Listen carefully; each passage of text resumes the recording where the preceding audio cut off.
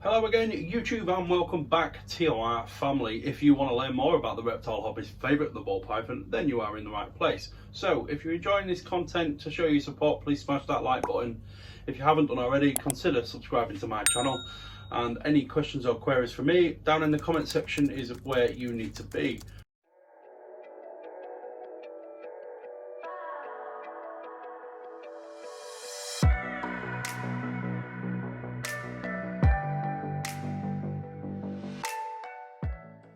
Right guys, we've got another clutch cut in. This one's pipped. You see that one's pipped there. So we're going to cut the rest.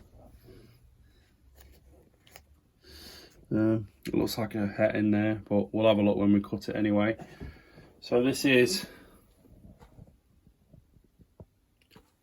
clutch number 3, and this was an Enchy het pied paired to the Burgundy Poss het pied. So I'm just looking for a pied in this egg which proves out the male. So fingers crossed, guys.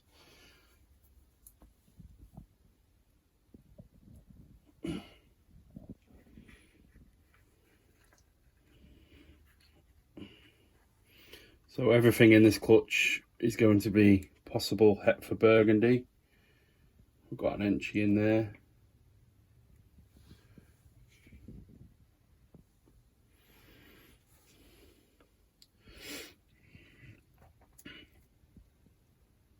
Enchy's 100% het Burgundy. I think will be valuable for me going forward as well.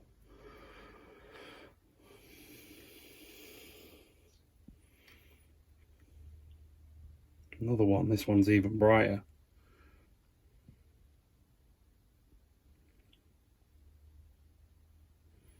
Great banding.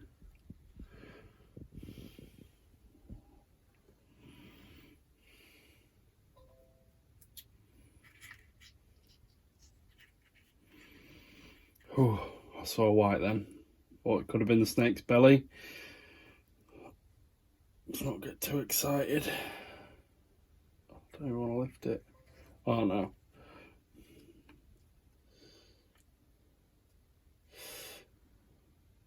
Looks like a pastel. It's not, it's just a normal, but it's very bright. The Burgundy has quite a strong influence. I can see that in my pied het Burgundy female. Let's keep going.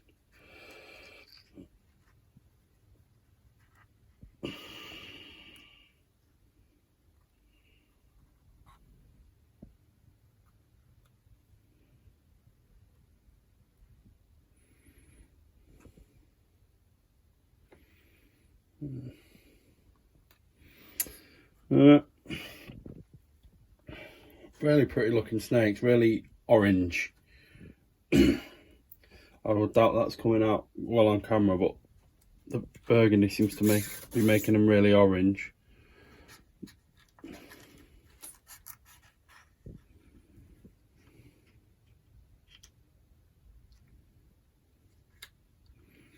A lot of Enchy in this clutch.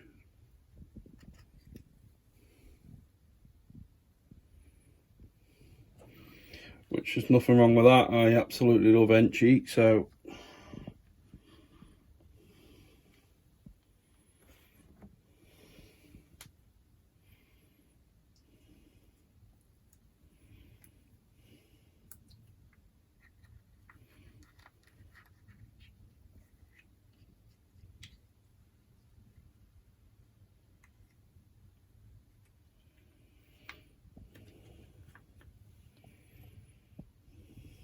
another het in there. Normal. No pieds. So it looks like my male Burgundy is not het for pied, which isn't the end of the world. I can produce 100% het pieds from him, or with him, or 100% double het Burgundy pieds even.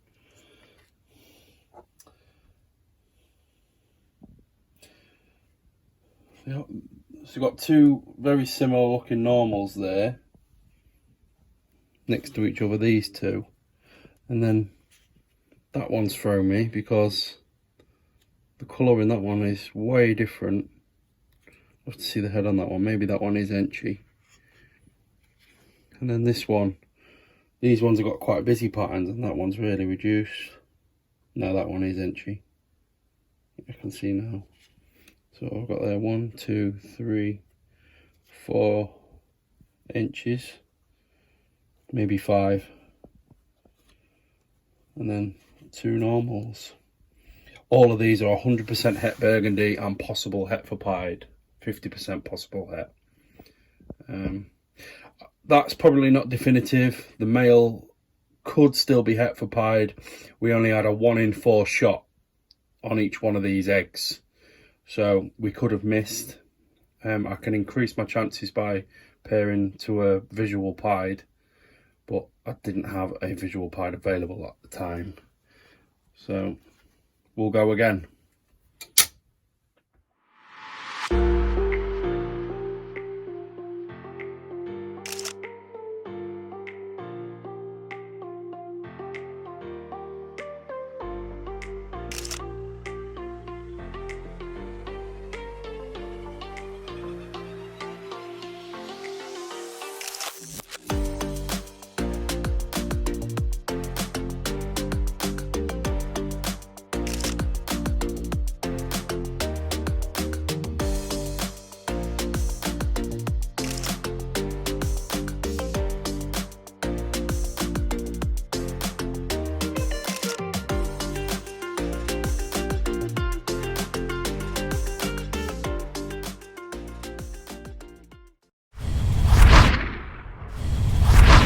Right guys, I hope you enjoyed that look at the burgundy pied project there. I was a little bit disappointed not to hit the visual, but it was a het to het pairing if the male is actually het. It's still unproven, but if he does prove out to be het, then that was a het to het pairing, so that would have given us a 1 in 4 shot. There is a chance I could have missed on a clutch of 7 eggs and just been slightly unlucky. Nonetheless, there's males in that clutch will help me take this project forward and even get enchy in there, because I can just tell by looking at some of that clutch they are double hets. They're all 100% het burgundy, possible het for pied, and some of the ones that are possible het, I can just tell by looking at them that they are, because of the tracks on the tail, the deeper oranges, and the pattern joining up in the saddles towards the end of the tail, just textbook pied traits, or het pied traits should I say. If you haven't seen the visual, get on over to Neighbours Constrictors Instagram. He has produced the visual burgundy pied, and that animal is absolutely insane. So if you haven't seen it, you need to see this snake. Even people who aren't pied people love that snake. So if you don't know, burgundy is very similar to ultramel. It is the VPI line of that gene. I can definitely see some differences in it. I'm not going to say one's better than the other. That will be unfair to the people that are working the ultramel project, which is also an insane project as well. I was always wanting to get into ultramel, and the right animal never came along, and then when the burgundies sort of pretty much fell into my lap, you know, it was an opportunity too good to pass up. I've been speaking with Darren about this project quite regular, and I'm just as excited about it as he is. So keep your eyes out on that project, guys. Exciting things to come. You may remember in the last video I mentioned about the maternal incubation.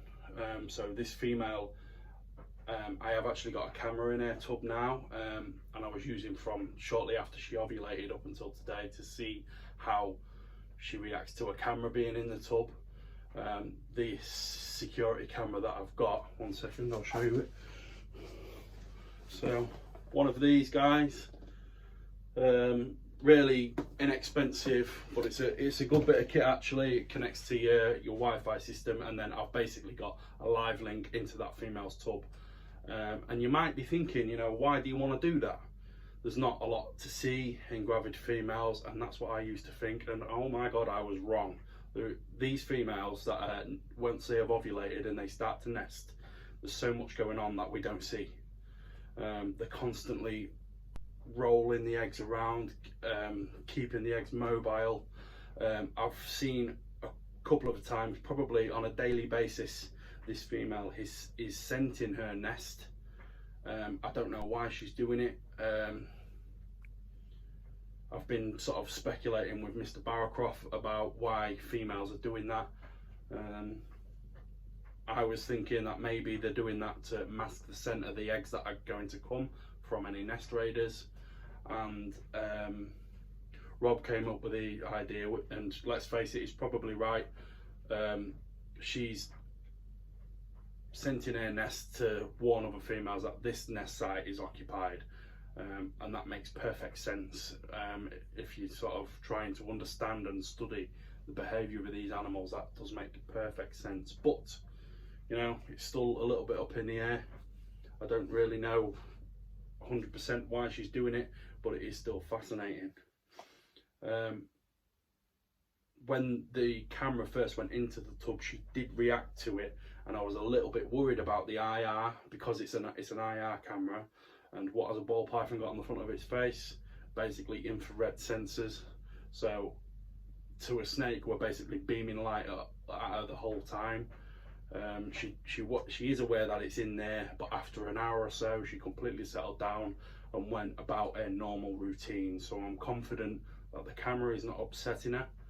The camera does actually give off a little bit of heat, so it's raised the temperature in that tub a little bit, but not to a point that I'm worried about. The female's body temperature is at a solid 88 degrees.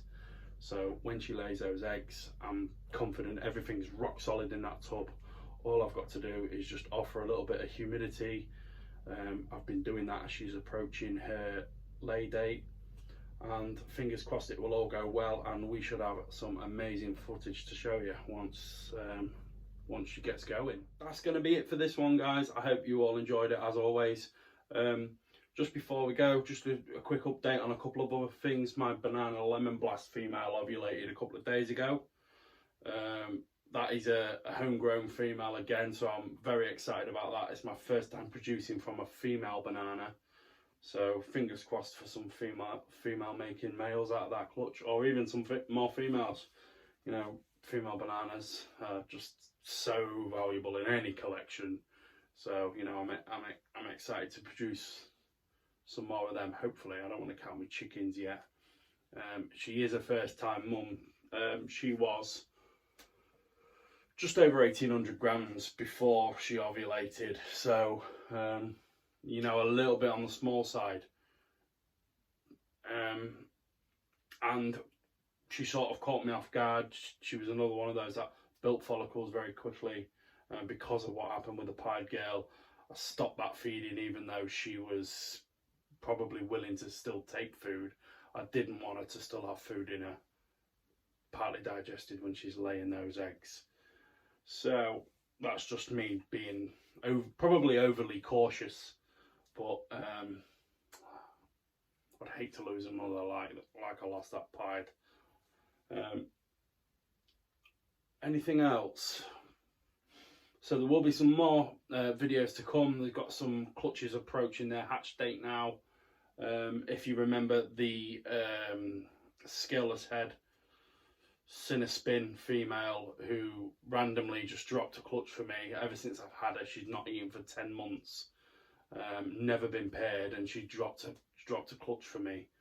So that clutch is obviously from the previous breeder who had her before me. This was a guy over in Germany, and he'd paired her to a scaleless head, so it's either from that male or it's parthenogenesis.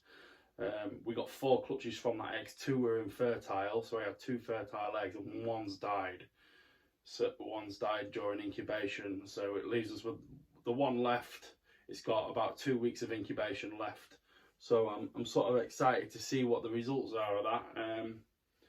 Because the other egg died, that's making me lean more towards parthenogenesis, but it is actually way more likely that it's just retained sperm from the previous male that she was bred to, even though it was such a long time ago.